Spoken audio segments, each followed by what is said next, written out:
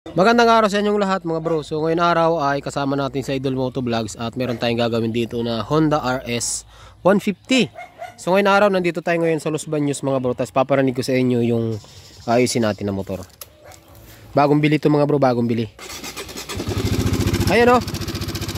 Uy, bakit ganyan ang tunog niya? So ayan mga bro yung gagawin natin ngayong araw na ito. Okay? So ayan, bago natin umpisahan, yung mga bago pa lang dito sa ating channel, huwag niyo pong kalimutan mag-subscribe para po lagi kayo updated tuwing mag-upload po tayo ng mga panibagong video. So tara!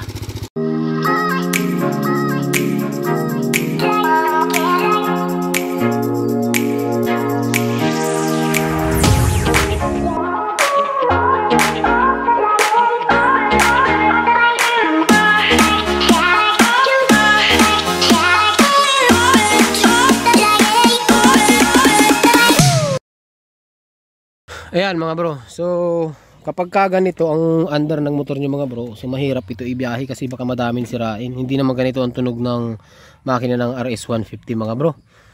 So ulitin natin para ma-refresh kayo. Ayan ingay talaga, maingay.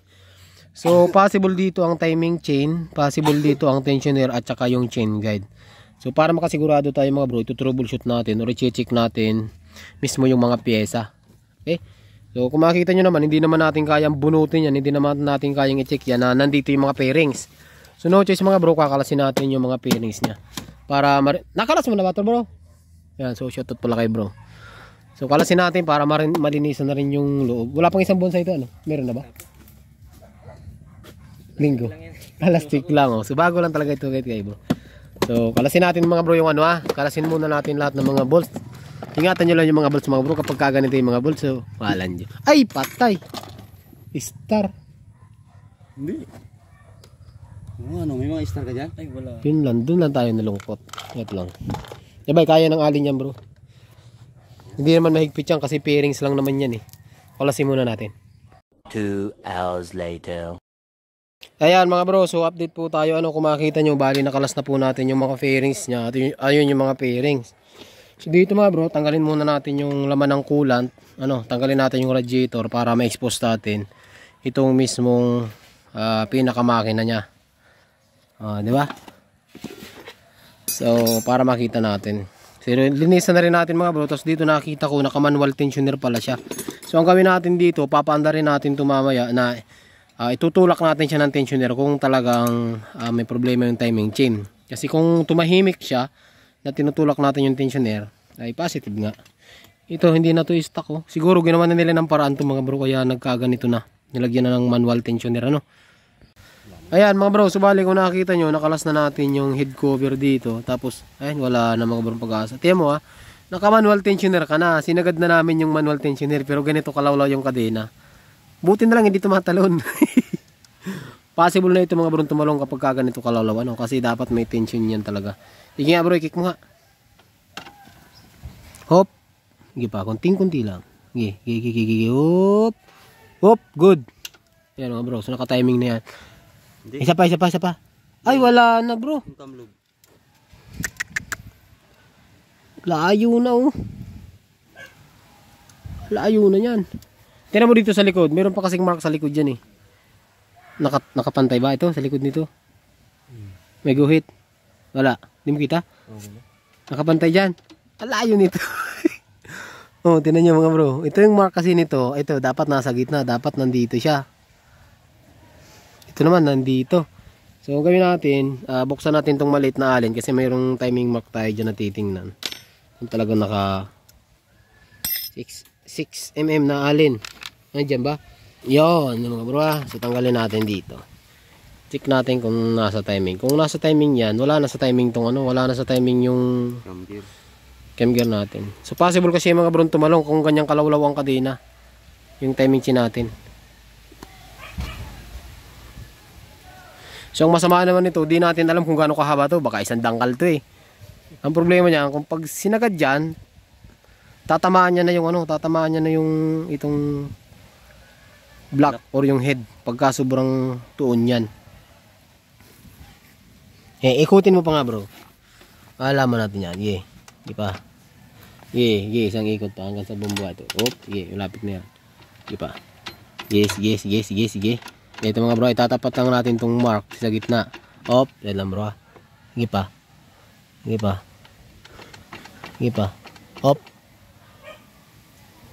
Ayan. Kunting-kunti pa bro. Lumagpas na konti. Ayan mga bro. Wala talaga. Kahit dito lihis na rin. Ang layo na nito, lihis na to mga bro. Wala na talaga to. Wala na. Palit tayo nito mga bro ng guide. Palit tayo ng timing chain. Yun ang gagawin natin dito sa motor na ito. So kalasin natin yung magneto kasi no choice. Kung magpapalit tayo ng chain guide dito, automatic kakalasin natin yung magneto. Pero kung pwede tayong hindi mag-top overhaul kung ito lang yung guide na papalitan. Okay mga bro Ngayon kung pati yung nandito papalitan nyo, no choice bubunutin natin yung head.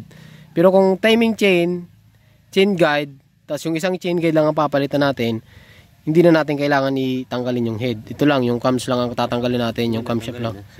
Oo, tanggalin na natin to mga bro. Yun na lang gagawin natin dito.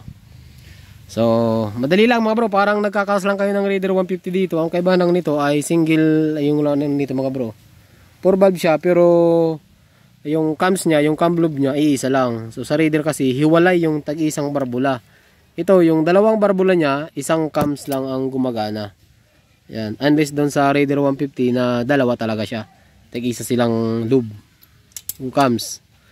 Ang gawin natin dyan, kalasin muna natin ito mga bro. Tapos kalasin natin yung magneto. Check natin kung talagang wala sa timing. Kasi meron ditong timing mark yan. Meron tayo ditong timing mark. Dito sa crankcase natin, meron din timing mark yan. Okay, so kalasin muna natin. Ayan mga bro, kung nakakita nyo, bali nakalas na natin yung magneto side. Yun ang problema, nawasak na talaga yung ano natin. So palit na lang tayo ng bago. 50-50 naman talaga yan mga bro kapag ganitong nagkalas. So dito yung sinasabi ko sa inyo, meron tayong timing mark dito, meron din tayo dito sa gitna. So ayan, yung F, yan yung firing, tapos yung T, yan yung guhit, itatapat nyo lang siya dito. So naka-timing na yung magneto natin. So sigurado na yan na naka-timing na. Ngayon, ito mga bro, titingnan natin dito. Ayan o. Wala na partida, naka-manual tensioner tayo Ito ang masama mga bro. Ang timing kasi ng cams natin, yung tuldok na yan, dapat nasa gitna yan. Tapos meron dalawang hiwain dito, kabilaan. Ayan. X tsaka IN. Exhaust intake. Ayan. Exhaust intake. Ito, yung sa intake cams natin, tama. Yung nandito, ang layo na Ano? Layo na yan mga bro. Dapat 8 yan. Natin 1, 2, 3, 4, 5, 6, 7, 8, 9. Sobra ng advance na siya ng isang ngipin mga bro. Okay, advance na siya ng isang ngipin. So ito, sana lang panalangin natin na hindi tinamaan yung piston. Ano? Hindi tinamaan yung piston nito. So sa kabila, meron din timing mark yan mga bro. Ay wala na. Ayan Kita nyo to, may hiwa siya sa gilid. Malabo lang camera natin Ayan may hiwa sa gilid, diba? Ito, mayroon din. Ito, nakababaan na siya. So, problema itong isang cams natin. Pero ba't nagkaganon bro kung bata pa naman siya? Kasi imposible mangyari yun. Ang nangyari dyan siguro, ang hinala ko dyan, yung tensionerang may sala rin dyan. Pinush yung kadena hanggang sa lumawlaw siya ng lumawlaw. Tapos nung lumawlaw na, napabayaan ng malawlaw na hindi siya na-adjust. Kasi napatahimik pa naman natin ng konti, di ba? Ayan, napabayaan na siya mga bro, kaya tumalon siya. So no choice, kakalasin po natin yan para ma-check yung part ng may piston kung may tinamaan o wala. So mamaya mga bro, update ko kayo kapag kinalas na natin siya. Sana lang walang tama yung hindi nagkatama yung piston tsaka yung barbula. No? 2 hours later. Ayan mga bro, kung nakikita nyo, bali nakalas na po natin yung cylinder block. Ang problema, wala pala tayong dalang puller, kaya magpapalalamove tayo ng puller para makalas natin yung magneto. Kasi papalitan natin tong guide mga bro. Pero hindi pa bro ang guide, sa totoo hindi pa to, pwede pa sana to Pero ang problema, may crack na So palitan na natin ng bagong chain guide, dalawa. So mga bro, palitan na natin. Okay? Tapos, palitan natin ng timing chain. Ayan. Palitan natin timing chain. Yaon. Tapos, linisan natin yung mga piston. Pati itong mga head. Palitan natin to. Ay, linisan natin to. Hindi natin papalitan. Bago pa to eh. Kasi 14 odometer lang itong mga bro tinakbo ng motor na ito. Kaya bata pa siya. Ayan mga bro ah. So, bali nalinisan na natin lahat ng mga piyesa na ikakabit natin ngayon mga bro. Inaantay na lang natin yung timing chain kasi walang mabilhan dito sa Los Baños. Sa Batangas wala rin. Kalamba, so Kabuyaw tayo nakakuha. Meron sana tayong kausap sa Pasig kasi malayo. Tapos sa Pasig timing chain lang. So meron tayong mga tropa dyan sa Kabuyaw. Galing kay Madam Ann yung supplier natin. Kompleto siya lahat ng mga Honda parts. Kaya doon tayo nakakuha. So ang inaantay na lang natin, timing chain, yung guide at saka yung tensioner. 4,000 agad yun mga bro, mahigit. 3 pisa, 4,000. Tapos ito, nakabili siguro dito sa Los Baños galing to. Ito mura lang mga bro kasi lahat, yung 3 gasket, side gasket, ito sa may head, yan, head 2 sa may center, tapos sa may base gasket, 200 plus lang, 280. Tapos langis, tapos coolant, ano pa ba? Yun lang. So ngayon mga bro, ay pwede na po natin ikabit yung block. Okay? Pwede natin ikabit yung cylinder block. Para pagdating ng pyesa, kakabit na lang natin. So sa pagkakabit ng, ito mga bro, nilinisan din natin yung piston na. Oh, wala na yan. Kanina, maitim na yan. Ngayon, malinis na. Tapos, sa pagkakabit ng piston, meron tayong tutorial yung tamang ring gap. Napakahalaga nyan. Yung mga ring gap natin. Yung position ng bawat rings, yung oil ring, expander, second, first compression ring, dapat tama yung kabit nyo. Tapos yung position ng piston. Kung makita nyo, IN, di ba? So, intake po yan. Ibig sabihin, intake, kung nasaan yung ating throttle body, yun yung intake. Kaya nakaharap siya sa taas, hindi pwede magkabaliktad. Minsan, walang intake mga bro, dot lang. Yung dot naman na yun, nakikita nyo, nakaharap naman siya sa exhaust. Okay? Ito, may sulat na intake. Ayan. Minsan naman, EX, exhaust yun. Ito naman, IN, sa intake natin iharap yan. Okay? So, pwede natin ikasa yung ating cylinder block. Tapos huwag nyo kakalimutan mga bro, yung dalawa. Meron tayong 2 dowel pin po dito. Tapos siguraduhin nyo malinis yan. Ayan. Siguraduhin nyo malinis yung ating paglalapatan ng ating mga gasket. Tapos ito malinis na rin mga bro. Antayin na lang natin mamaya kasi galing pa ng Kabuyaw yung piesang ay kakasa natin dito. Ngayon naman mga bro, dahil kumpleto na yung lahat ng parts na in-order na natin, ay ikakabit na po natin.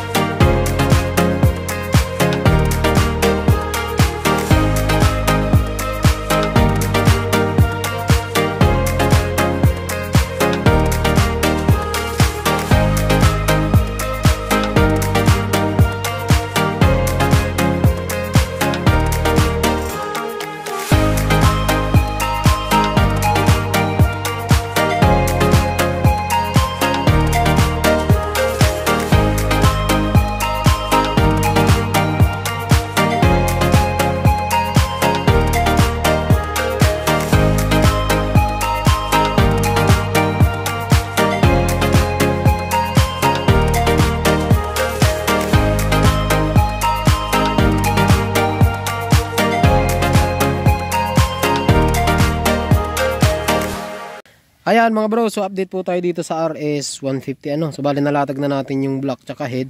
So sa mga nagtatanong ng timing nito mga bro, may timing mark tayo dito na T. So kailangan yung mark na yan, 2. Ayan, mark na 2 ay nasa taas. Tapos yung 2 kita nyo naman dito sa bila. So hindi pwede magkabaliktad to. So mayroon naman dito nakalagay na dito sa dulo, mayroon nakalagay dyan na ito, EX. Okay? So baka hindi nyo mapansin, akala nyo parehas lang to. Kasi pag makita nyo, IN dito, IN din doon, intake, EX dito, EX din dito. Baka isipin nyo parehas. Yung cams natin, mayroong X, EX, tapos sa kabila doon, IN. So intake, exhaust. Okay, hindi pwede pong magkabaliktad yan. Yan, hindi pwede magkabaliktad po yan. Yan. So nalatag na po natin yan. Pag tinukura natin, so ganyan po ang mangyayari, oh. Tingnan niyo mga bro, kunting tukod ko lang, oh. Ang tensioner niya halos hindi na gumagalaw. 'Di ba? So update ko kayo mamaya mga bro. So ibalik muna namin lahat ng mga piyesa dito para matesting na natin kasi gagabihin tayo dito mga bro. Ngayon na kasi dumating ng piyesa. Ayan mga bro, so update muna tayo sa ginagawa natin. So bali kunti na lang matatapos na natin to. So hindi na ako gagawa ng video kung paano natin ibalik yung radiator, yung mga plastic dito, tapos yung mga fairing. So gagawa na lang tayo ng video mamaya kapag natapos na kasi mga bro. Anong oras na? Sa tingin mo? 4:45. Oh, 4:45.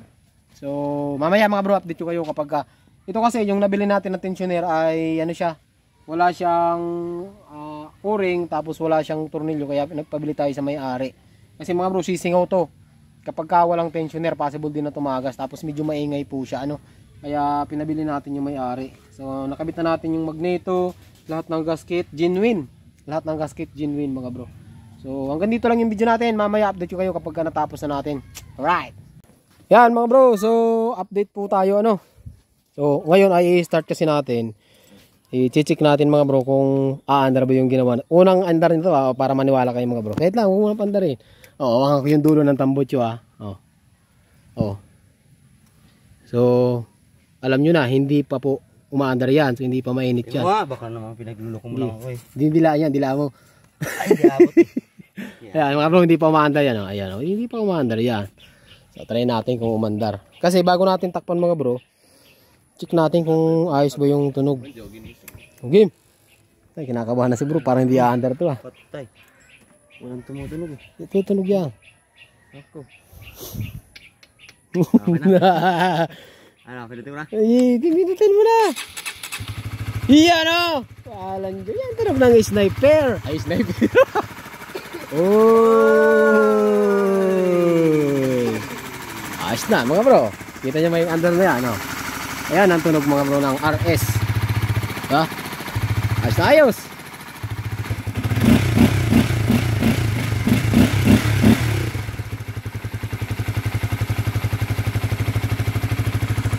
Ito yung sinasabi mo bro. Patay tayo nila. Pero wala naman check engine, ano? Wala. Yung iba sa fuel pump yung sa ilalim yung pump. Ilalim.